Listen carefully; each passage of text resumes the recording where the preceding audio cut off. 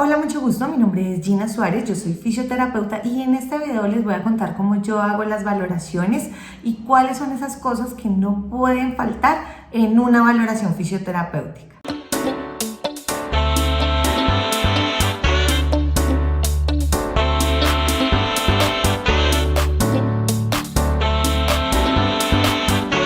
Parte fundamental de nuestro trabajo se basa en una buena valoración, ya que de allí parte casi que todo el desarrollo de nuestro tratamiento. Recordemos que para hacer bien nuestro trabajo necesitamos hacer una valoración, dar un diagnóstico, un pronóstico, hacer una intervención y luego hacer una revaloración. Estos 5 pasos los debemos hacer siempre y todo empieza por la valoración. De eso vamos a hablar hoy. Durante un proceso de rehabilitación se pueden hacer varias valoraciones. Obviamente la primera, que es la de inicio, luego de pasar algún tiempo se hace una valoración o una revaloración, que sería el último paso de los 5 que hablamos ahorita, con el fin de reestructurar el tratamiento. En caso de que lo que estemos haciendo no nos dé un buen resultado, podemos hacer otra revaloración para cambiarlo, para buscar una técnica diferente, buscar formas diferentes de trabajar. Y al final del tratamiento también se puede hacer una valoración con el fin de demostrar los resultados. Siempre que llegue a tu consultorio un paciente nuevo o que en la EPS vayas a atender a un paciente por primera vez, es importante hacer una valoración. Por eso, y esto va para los pacientes, cuando ustedes los mandan a un proceso de rehabilitación y les dan una orden de 10 sesiones, la primera orden es de valoración. Eso quiere decir que tú vas a tener una valoración y 9 terapias físicas. En algunas EPS ya los doctores no envían una orden con el número de sesiones, sino lo que hacen es enviar al paciente a la valoración y de acuerdo a esa, el fisioterapeuta dice qué número de sesiones necesita el paciente o cuántas sesiones le va a enviar. El primer paso para una buena valoración parte desde una buena entrevista, una anamnesis, que es como el espacio en el que yo me voy a sentar a hablar con mi paciente y voy a empezarle a preguntar algunos datos: su nombre, su edad, su ocupación, su estado de salud, si tiene alguna otra enfermedad, si tiene algún antecedente, si toma medicamentos. Estos datos son como lo principal o lo más importante dentro de la historia clínica que vamos a empezar a abrir con nosotros los fisioterapeutas, y hay que tener en cuenta todos estos datos: antecedentes médicos, quirúrgicos, antecedentes familiares, alérgicos, porque el paciente pueda que tenga una alergia. Una buena entrevista, siento yo que es el espacio en donde se abre como esa confianza entre el paciente y el fisioterapeuta, porque es allí donde tú tienes que darle la confianza al paciente para que te empiece a contar esos datos que te interesan saber o para que se empiece a acordar, porque a veces los pacientes están tan nerviosos que tú le haces preguntas dentro de la historia clínica y ellos se les olvida la dirección, se les olvida el teléfono, de los nervios que tienen. Entonces tenemos que hacerla amena, tenemos que demostrar al paciente la confianza necesaria para que nos empiece a contar datos que nos van a servir a nosotros. Ya luego de tener una anamnesis muy completa, ya luego de que tenemos los antecedentes, todos los antecedentes que el paciente puede tener, si es una mujer vamos a incluir los antecedentes obstétricos, cuántos hijos tiene, cesárea, parto natural, algún aborto, todo eso se incluye dentro de la historia clínica. Y ya teniendo todos esos datos, entonces ahora sí pasamos a algo que es importante, que es el motivo de consulta. ¿Por qué el paciente viene a visitar al fisioterapeuta? Puede que el paciente tenga muchas enfermedades, pero en este caso nosotros le vamos a preguntar por qué es que viene con nosotros. ¿Cuál es su motivo de consulta? No, que me caí, me esguincé, me operaron, me hicieron reemplazo de cadera, me hicieron reemplazo de rodilla. Esa información es muy importante para nosotros porque pues es el motivo por el que él está con nosotros. Ya después de que el paciente te cuenta cuál es su motivo de consulta, por qué está con el fisioterapeuta, entonces ahí uno encamina la valoración hacia algún lado. Si el paciente dice, no, lo que pasa es que me caí, me fracturé el radio, entonces tú ya, bueno, vas a encaminar tu evaluación hacia miembro superior, ¿cierto? Porque a veces el tiempo no alcanza para hacer una valoración completa. Lo ideal sería siempre hacer una valoración completa, pero a veces el tiempo no alcanza. Si por ejemplo es algo en miembro inferior, entonces ya tú sabes que vas a evaluar y vas a encaminar la evaluación hacia allá. Yo estoy diciendo valoración o evaluación, pero es lo mismo. Es el primer momento en el que nosotros atendemos a nuestro paciente y de ahí parte nuestro diagnóstico. Entonces, ya luego que el paciente me dijo, bueno, mi motivo de consulta es este, en nuestra cabeza tenemos que alistar cuáles son las escalas que vamos a aplicar. Vamos a aplicar escala de dolor, cuál va a ser la escala de dolor que vamos a aplicar. Vamos a aplicar de fuerza, de flexibilidad, de integridad de nervios periféricos. Y para esto es muy importante tener en cuenta cuáles son las categorías de la apta. Las categorías de la apta para nosotros son como una base fundamental en nuestras valoraciones, porque estas categorías, si yo las tengo claras, sé cuál es el objetivo de cada categoría y cuáles escalas están dentro de las categorías. Entonces, por ejemplo, la categoría del dolor. ¿Cuál es su objetivo? Medir la intensidad del dolor de una forma lo más objetiva posible, aunque va a ser subjetivo, mediante diferentes escalas. Y dentro de la misma categoría se proponen las escalas. Escala análoga, escala verbal, escala visual. Entonces tenemos que tener claro cuáles son las categorías de la apta. Voy a hacer un video sobre esas categorías para que este quede más completo y así sabemos cómo vamos a encaminar nuestra valoración. ¿Cuáles son las escalas y los test que nosotros vamos a aplicar? Si vamos a evaluar marcha, si vamos a evaluar postura, actitud postural, cómo lo vamos a evaluar.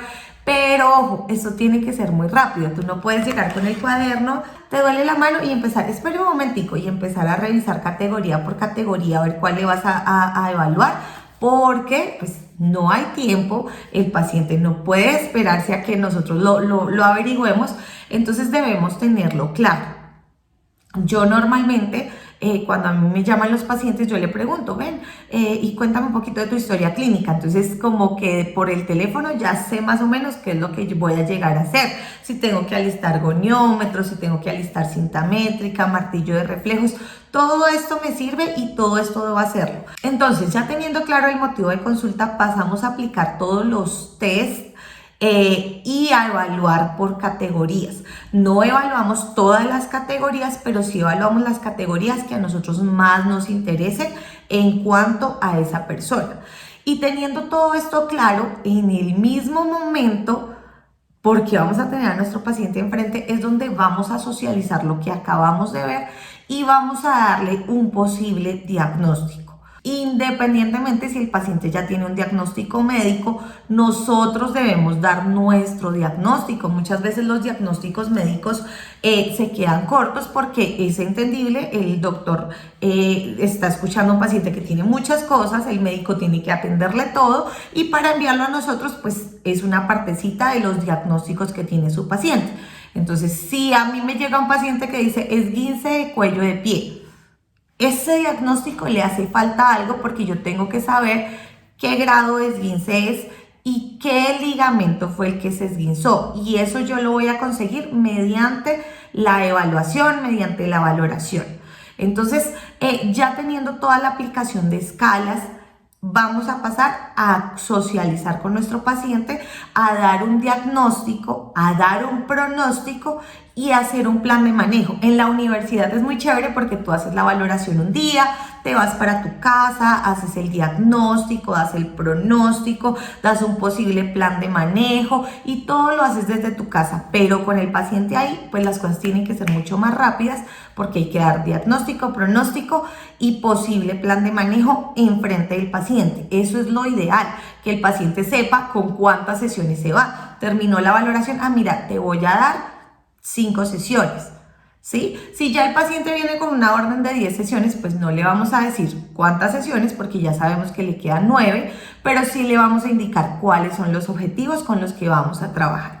Entonces le contamos más o menos nuestro diagnóstico. Mira, tu diagnóstico fisioterapéutico o el diagnóstico fisioterapéutico que te doy es este. Tienes un esguince grado 2 en cuello de pie, específicamente de este ligamento. Entonces vamos a encaminar y ahí es donde vamos a hablar sobre nuestro pronóstico y nuestro plan de tratamiento. Entonces vamos a encaminar nuestro plan de tratamiento a tales objetivos y le damos un pronóstico. Dentro de tanto tiempo esperamos que haya disminuido la inflamación, que haya disminuido el dolor, que mejores arcos de movilidad, que mejores en fuerza muscular, que pueda mejorar la marcha, estás con muletas, entonces la idea es empezar a quitar los soportes. Hay una categoría que evalúa los soportes, muleta, bastón, silla de ruedas, bueno, todos los aparatos también, órtesis, prótesis, todo eso hay categorías para evaluarlo. Entonces le damos nuestro pronóstico, en tanto tiempo se espera que pase esto, y para eso vamos a hacer tantas sesiones encaminadas a tal cosa. Es muy importante que al paciente después de la valoración le quede claro su diagnóstico, su pronóstico y cómo se va a hacer ese proceso, cómo vamos a cumplir con los objetivos que nos planteamos para que el pronóstico que estamos dando pues sea el mejor. También debemos dejarle claro a los pacientes que esto no depende solo de nosotros, sino que depende de ellos. Yo algo que le digo a los pacientes es, miren, yo les propongo lo siguiente, yo propongo trabajar tales y tales objetivos. ¿Ustedes qué objetivos quieren que yo trabaje? Porque es importante, claro, nosotros planteamos objetivos en cuanto a la mecánica, en cuanto a la movilidad, en cuanto al dolor, pero pueda que el paciente tenga otros objetivos, como por ejemplo, yo quiero volver a trabajar, yo quiero hacer lo que me gusta. Esos objetivos debemos escucharlos y tenerlos claros, porque al fin y al cabo eso es lo que quiere el paciente que se haga. Obviamente uno le explica que los de nosotros son importantes, pero hay que escuchar cuáles son los objetivos que él quiere, y no solo él, su familia. Entonces el paciente tiene que participar en la evaluación de tal forma que entre nosotros, yo hago la valoración, yo doy el diagnóstico, pero entre nosotros vamos a hacer un plan de intervención. También es importante que les dejemos claro a los pacientes que este proceso de rehabilitación no va a depender solo de mí, sino que también depende de él y de su familia, de su adherencia al proceso, de que siga el plan de manejo en casa, de que siga las recomendaciones para que así todo pueda ser exitoso. Y básicamente eso es una valoración. En algunos casos, en algunos hospitales uno tiene como una plantilla en donde hay que llenar los datos, en otros no. En algunos hospitales o con algunas EPS es de forma digital, entonces tú llenas la historia clínica y tenemos entre media y una hora para hacer la valoración. Yo que soy independiente me demoro lo que quiero, pero en los hospitales trabajando con IPS tenemos entre media hora, una hora para hacer valoración. He llegado a trabajar en lugares donde me dan 20 minutos para hacer la valoración. Entonces, todo esto tiene que ocurrir muy rápido. ¿Qué cosas no se nos pueden ir en la valoración? Uno, hacer una buena inspección, mirar cómo está la piel de mi paciente. Pueda que el paciente tenga una infección en la zona de la cirugía, en los puntos, en la cicatriz. Yo tengo que evaluar la piel del paciente, hacer una buena inspección de todo lo que el paciente me está diciendo también, porque a veces el paciente dice que es que hace como 4 años me caí. Eso es muy importante, porque cuando tú le preguntas al paciente, ¿ha tenido algún antecedente traumático, alguna caída? Dice, no, nada. Pero cuando tú le miras la piel, ay, ¿esta cicatriz de qué es? No, cuando me caí hace 4 años, hace 5 años. Es importante hacer una muy buena inspección, hacer una muy buena entrevista, darle confianza al paciente para que las cosas sucedan. Dejar el diagnóstico claro, que el paciente salga y diga, la fisioterapeuta me dijo que tengo esto, y no que salga y que diga, al fin ella no me dijo nada. No, tenemos que dejarle el diagnóstico claro, repetírselo 1, 2, 3 veces, explicarle el diagnóstico. Mire, señor, usted tiene un esguince grado 2, pero no le explica, el esguince ocurre por tal cosa, usted le pasó esto, el ligamento le pasó esto, todo eso hay que dejarlo claro. Que el paciente sepa cuál va a ser su pronóstico y que sepa más o menos hacia dónde y cómo va a ir encaminado el tratamiento. O sea que desde ahí tenemos que contarle al paciente los objetivos que vamos a plantear en el tratamiento. Otra cosa que no puede faltar es que usted también en la entrevista inspeccione los datos demográficos y sociales del paciente. Porque dentro del diagnóstico, que luego voy a hacer un video de cómo realizar un buen diagnóstico, obviamente nosotros le decimos al paciente, bueno, mira, tú tienes un esguince grado 2 de tobillo, pero el diagnóstico que tú vas a hacer es un poco más completo. Entonces, para hacer ese diagnóstico y subirlo al sistema y de pronto socializarlo con el paciente, ya sea en esta sesión o en la otra, tú tienes que tener en cuenta cuáles son las barreras que tiene el paciente. ¿Cuáles son los facilitadores que tiene el paciente? Las barreras son esas cosas que le van a impedir a su paciente de pronto llevar un adecuado proceso de rehabilitación. Los facilitadores son esas cosas que le van a ayudar a que el proceso sea mucho más fácil, ¿sí?